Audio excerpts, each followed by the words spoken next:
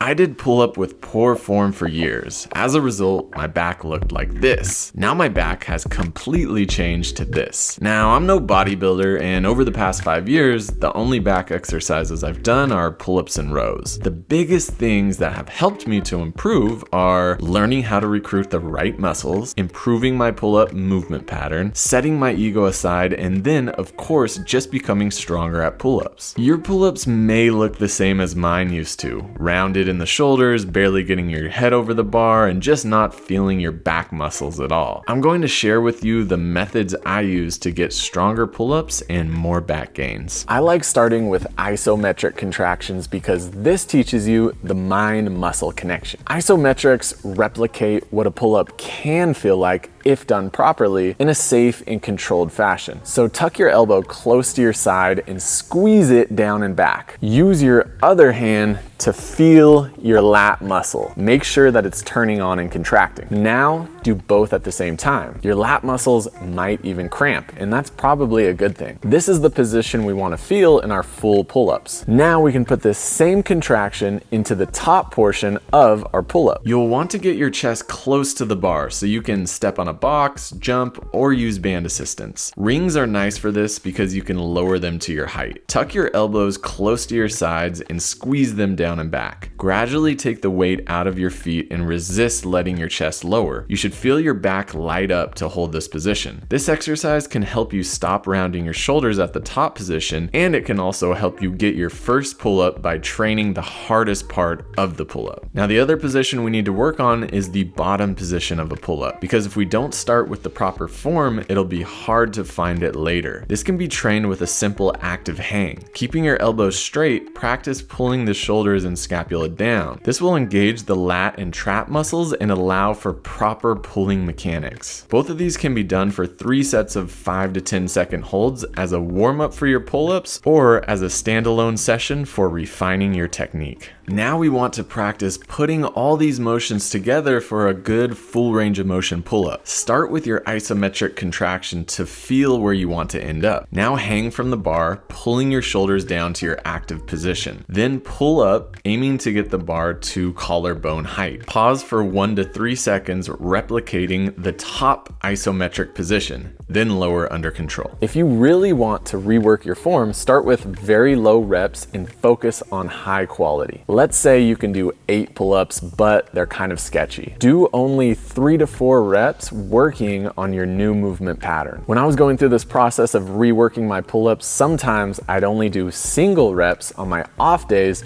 just to really ingrain that movement pattern. Now, if you're finding it hard to find that top position with your back activated and no rounding of the shoulders, just keep working on the isometrics and your form will slowly get better over time. I worked on this for close to 6 months and I saw steady improvements, but it did not all come at once. I'm a big fan of mostly doing the exercise that you want to get better at, but there's one exercise that I used often as a warm-up for pull-ups. Banded Cuban rotation can help turn on and strengthen similar muscles so you're more familiar with them in your pull-up. Pull a resistance band towards your forehead or above. Rotate the shoulders outward by moving the wrists on top of the elbows. Focus on feeling the lats, traps, and even the external rotator muscles of the back of the shoulder. Use these for a few sets of 10 reps. You may also find that different grips help you find a better contraction. When it comes to developing your back muscles, generally an overhand grip recruits more of the back and less of the arms. There's nothing wrong with an underhand chin-up grip. It just puts a bit more emphasis onto the arm muscles. But I recommend experimenting with different grips and seeing what your body likes. One grip I found very useful for myself was using the rings and going from an overhand to a neutral grip as I pull down. The slight rotation is really good for the shoulders and sometimes allows me to feel my lats and my traps more. So I gotta thank Element for sponsoring this video. I actually just got done doing some pull-ups and it's Element time.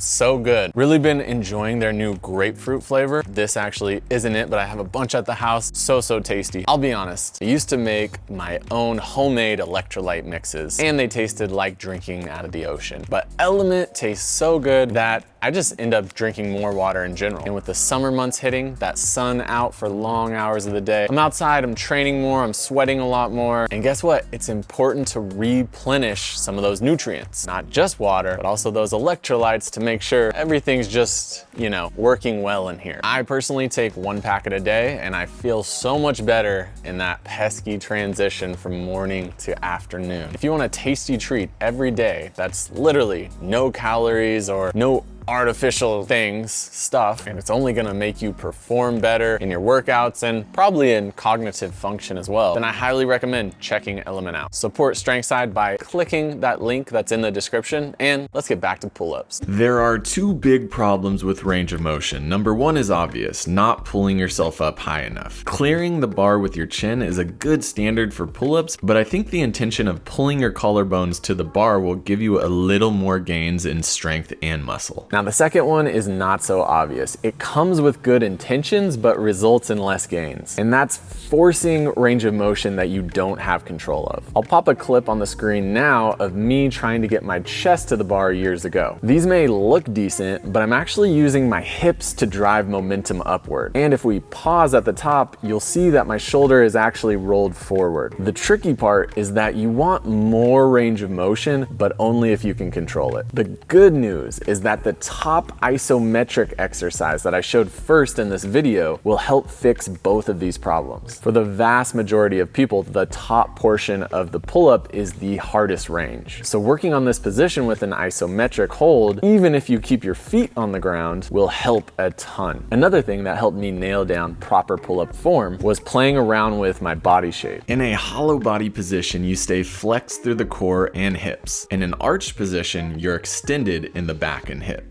A hybrid between these 2 positions, going from arch to hollow, is great for force production, and Fitness FAQs has a good video on this. In the early stages, I found keeping a slightly arched position to be very helpful for myself for 2 reasons. 1, it helped with the intention of keeping the chest open and not rounding the shoulders. 2, it takes the hips out of the equation by keeping them open. If you swing your legs from behind to in front of you, this creates momentum. This can be great for producing power for a muscle up, but for our purposes, we want no extra help. We want our back muscles to do all the work. So a slightly arched position with the hips open can place more of an emphasis on building muscle and a balanced physique. But to be clear, that doesn't mean an arched position is better. In fact, if you want to become more powerful in your pulling for things like muscle ups, 1-arm variations, or climbing, you'll need to know how to pull from a variety of body positions, especially a hollow one. So the ego can wreak havoc on our gains. Logically, doing 5 reps of something is far less impressive than doing 10 reps, and the ego doesn't like that. But setting the ego aside and focusing on quality over quantity is really how you'll make long-term progress. And at the end of the day, who cares if you can do less pull-ups, but you feel stronger and your physique looks better? I find myself always wanting to jump to a harder variation or to do more weight, but I find that I always make more progress when I work within my means. With that being said, sometimes increasing difficulty can have a positive result. When I started doing weighted